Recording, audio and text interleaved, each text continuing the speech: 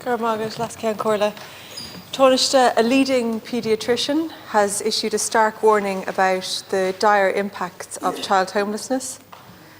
Dr. Aoibhinn Walsh said children are presenting with rickets, anemia, faltering growth, extreme tooth decay, and skin conditions like scabies. Children with autism or intellectual disabilities experience additional trauma from overcrowded, noisy emergency accommodation. She told the Irish Times they may be non-verbal, fecal smearing in hotel rooms, bedwetting, refusing to eat, and not sleeping. Taoiseach that there is an enormous body of research that tells us that homelessness is disastrous for children's health and well-being. As far back as 2019, a study from the RCSI warned that 40% of homeless children experienced clinically significant mental health and behavioural difficulties. At the time, that report rightly garnered major headlines and media attention. It was also raised repeatedly in this House. 5 years later, and Dr. Walsh's warnings about the catastrophic impact of homelessness on children have actually largely gone under the radar. She's concerned that as a society we are becoming numb to the appalling damage being done to children. Why? Because under this government, thousands of children in homelessness is increasingly viewed not as a crisis, but as the norm.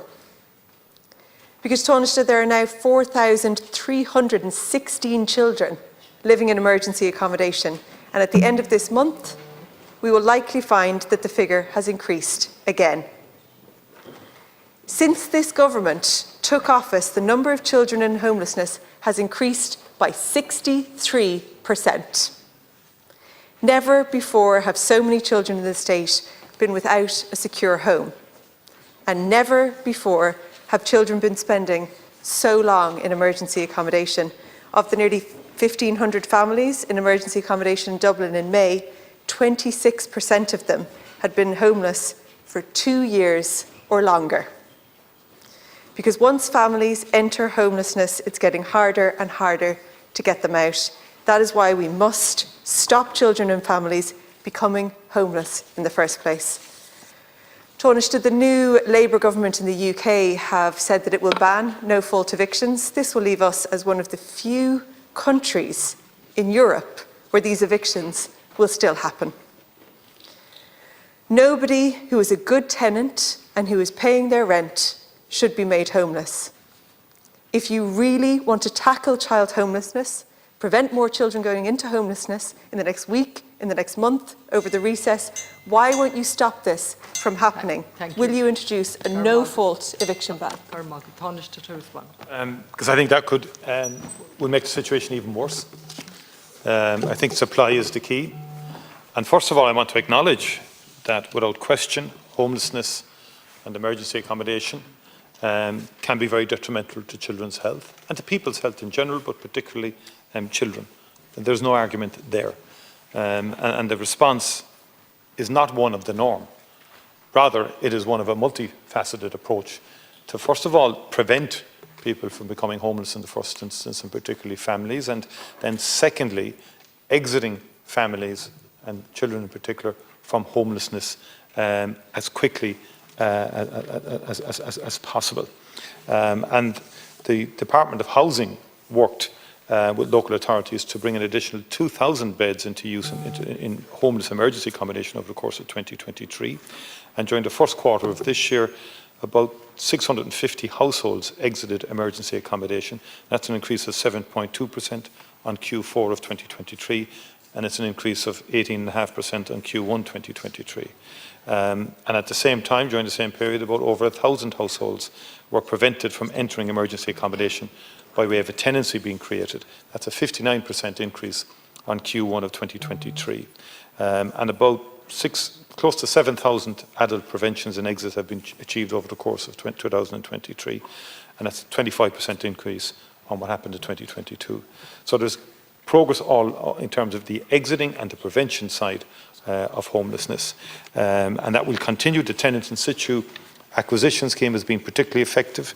with about number of preventions achieved increasing by more than 45%, partly as a result of the introduction of that scheme. Very substantial funding has been made available to specific homelessness-specific supports in terms of proper and far more supportive accommodation than hotels or anything like that, and the emergency and the family hubs in particular have been far more effective in that regard, and there's quite a substantial number of those. But nothing can be more advantageous to a child's health than the provision of a home, and supply is the key to that. And since the government came in, we've managed to facilitate the building of 110,000 homes, and last year over 30,000, up to 12,000 last year in terms of delivery of social homes. And that is the key. There are growing numbers, and in some instances coming into the country directly to avail of emergency accommodation from Europe. That happens, and in that context you have a challenge in terms of under the framework not being eligible for social housing, but does require emergency accommodation. So there's many factors, but the key, in my view, is prevention and then rapid exit from homelessness as quickly as they can, and the most effective way to do that is supply of more houses. Holly Cairns. So this week, a primary school teacher told me about an incredibly upsetting incident in their classroom. This week, a primary school teacher told me about an incredibly upsetting incident in their classroom where they asked the children to draw out their house and mark the name of the rooms as Gaeilge. And one child got very upset and whispered to their teacher that they couldn't do the exercise because they didn't have a home. That is one of the 4,316 children who are homeless. The damage that's been caused as a result of this will be lifelong.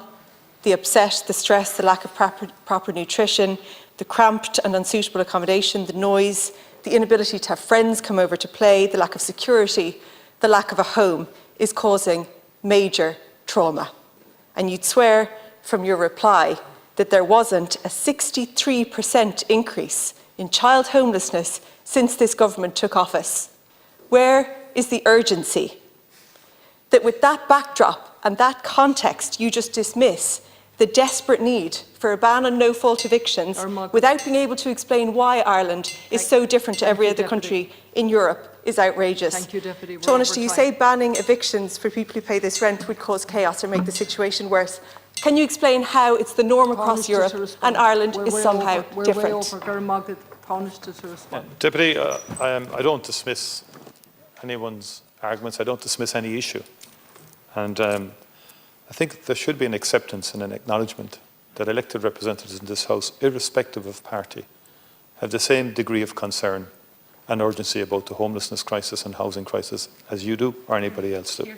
And this attempt, and what I would say is that part of the issue in terms of how and if you look at the Housing Commission, report, for example, it talks about the reactive policies of the Oireachtas and governments, it says, to the rental market.